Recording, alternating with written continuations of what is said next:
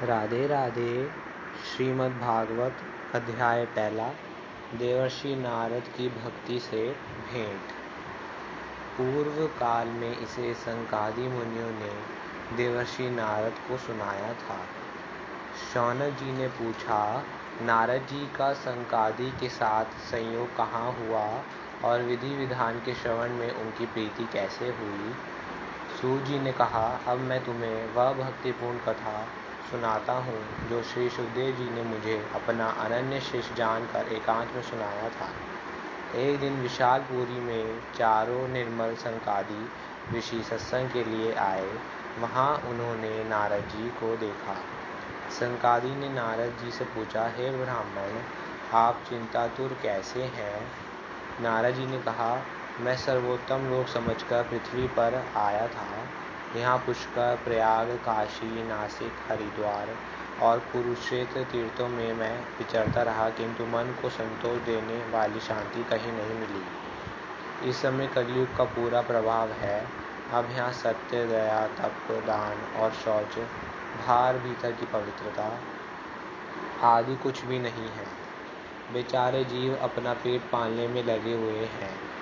मैंने देखा कि कलयुग में जो अपने को साधु संत कहते हैं वे पूरे पाखंडी हो गए हैं। देखने में तो वे विरक्त हैं, लेकिन स्त्री, धन आदि सभी का परिग्रह करते हैं। घरों में स्त्रियों का राज्य है। स्त्री पुरुषों में आपस में कलह मचा रहता है। लोग कन्याओं को बेचते हैं। इस समय ना कोई योगी है, ना ही कोई सिद्ध, ना ही ज्ञानी और ना ही कोई सत्कर्म करने वाला है। कलयुग में यदि कोई ब्राह्मण कथा करता है तो उसकी दृष्टि धन पर रहती है। तपस्वी भी तपस्या का ढोंग करने लगे हैं, जिसे तपस्या का फल खत्म हो गया है। पंडितों की ये दशा है कि वे अपनी स्त्रियों के साथ सिर्फ भोग भोगने में लगे रहते हैं, इसलिए वे पंडित जन भी भ्रष्ट हो गए हैं। इस तरह कलयुग के दोष देखता हुआ मैं यमुना जी के तट पर पहुंचा, जहाँ श्री कृष्ण जी की अनेक लीलाएं हो चुकी हैं। यमुना जी के तट पर मैंने एक बड़ा आश्चर्य देखा। वहाँ एक युवती खिन्न मन से बैठी थी। उसके पास दो वृद्ध पुरुष अचेत अवस्था में पड़े जोर जोर से सांस ले रहे थे, और वह तरुणी उन्हें कभी जगाने की कोशिश करती और कभी रोने लगती। उसके चारों ओर सैकड़ों स्त्रियां पंखा झल रही थी और उसे बार बार समझाती जाती थी। ये सब देखकर मैंने कौतूहलवश उस युवती से पूछा, हे देवी, तुम कौन हो। ये दोनों पुरुष तुम्हारे क्या लगते हैं।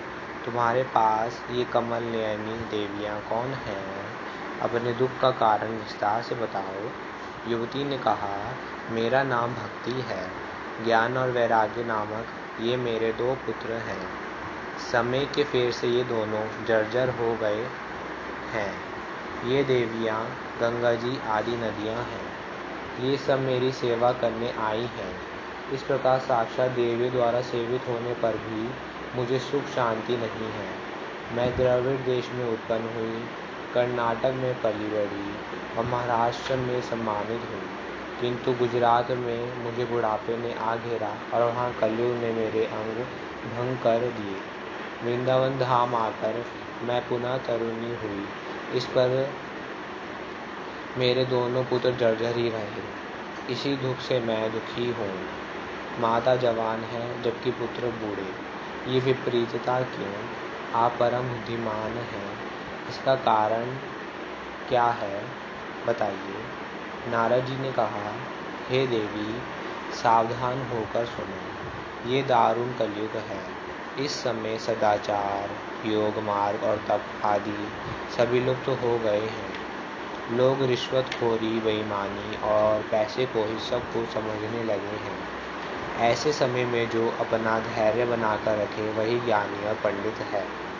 विषय भोगों में फंसे अंधे जीवों से उपेक्षित तुम जर्जर हो रही थी। संयोगवश तुम वृंदावन धाम में आ गई, जहाँ भक्ति सर्वत्र नृत्य कर रही है। इसी कारण तुम तरुणी हो गई, परंतु यहाँ ज्ञान और वैराग्य का कोई ग्राहक नहीं है, इसलिए इनका बुढ़ापा नहीं छूट रहा है। भक्ति ने कहा, राजा परीक्षित ने इस पापी कलयुग को क्यों रहने दिया। इसके आते ही सब वस्तुओं का सार चला गया है। करुणा में श्रीहरि से भी ये अधर्म कैसे देखा जाता है? नारद जी, मेरा ये संदेह दूर कीजिए।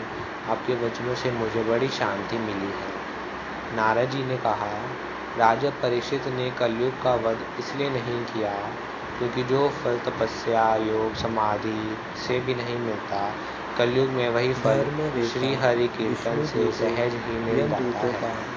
कलयुग केवल नाम आधारा, इसी एक गुण के कारण राजा परीक्षित ने उसे छोड़ दिया। इस समय पृथ्वी के सारे पदार्थ बीजहीन भूसी के समान हो गए हैं। ब्राह्मण केवल अन्न, धन आदि के लोभवश घर घर जाकर भागवत की कथा सुनाने लगे हैं। इसलिए कथा का सार चला गया है। तीर्थों में भी नाना प्रकार के अत्यंत घोर करने वाले नास्तिक पुरुष रहने लगे हैं। बगुला भक्त की तरह उनकी दृष्टि सिर्फ स्त्री, धन, भोग आदि पर रहती है। इसलिए तीर्थों का भी प्रभाव जाता रहा है। जिनका चित्त निरंतर काम, क्रोध, लोभ एवं तृष्णा से तपता रहता है, वे भी तपस्या का ढोंग करने लगे हैं। इसलिए तप का भी सार निकल गया है।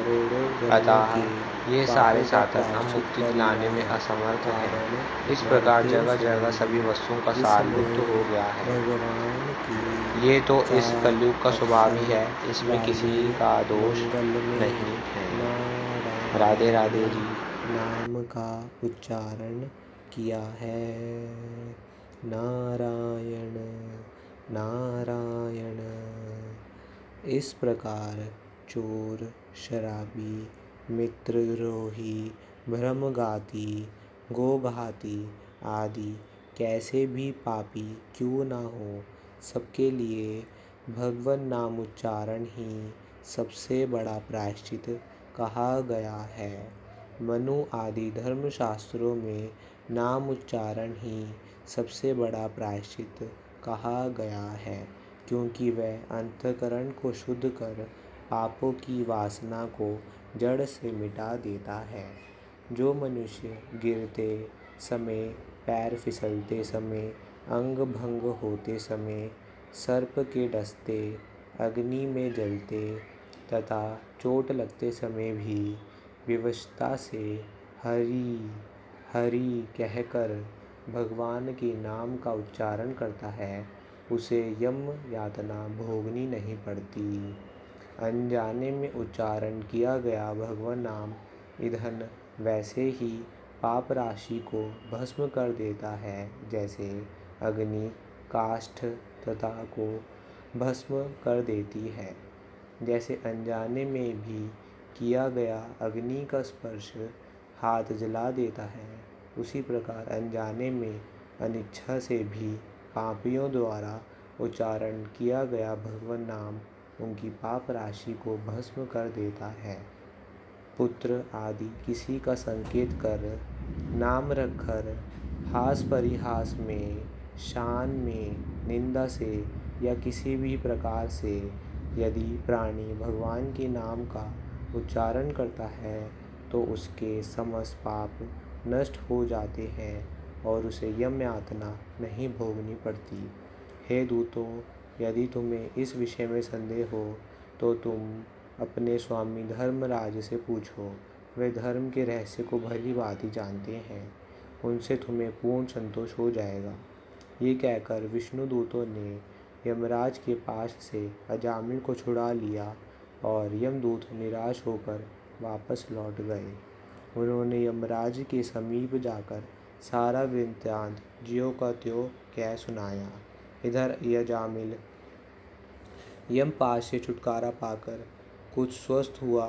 सिर झुकाकर भगवान के दूतों को प्रणाम कर कुछ कहना ही चाहता था कि वह उसके देखते देखते सहसा अंतर्ध्यान हो गए।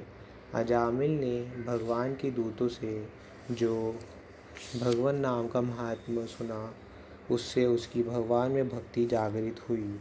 उसे अपने पापों का स्मरण कर बड़ा पश्चाताप हुआ और मन ही मन अपने को धिक्कारता हुआ बोला, अरे मैं बड़ा पापी हूँ। मैंने अपनी पतिव्रता पत्नी का परित्याग कर वेश्या का संग किया, उसके गर्भ से पुत्र उत्पन्न कर मैंने अपने ब्राह्मणत्व को भी नष्ट कर डाला। मैं निश्चय ही नरक में जा गिरूंगा। मुझे धिक्कार है। हाय, वे चारों सिद्ध कहाँ गए जिन्होंने मुझे यमपाश से छुड़ाया। इस प्रकार पश्चाताप करते अजामिल को वैराग्य हो गया और वह सब कुछ त्याग कर हरिद्वार में गंगा तट पर जाकर बैठ गया।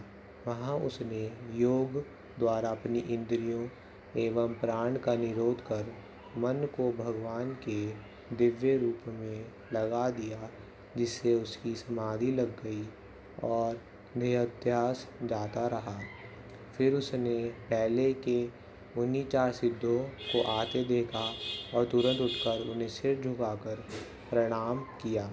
तत्क्षण उसका शरीर प्राण रहित होकर गंगा में गिर पड़ा और उसे भगवान के पार्षदों का रूप प्राप्त हो गया।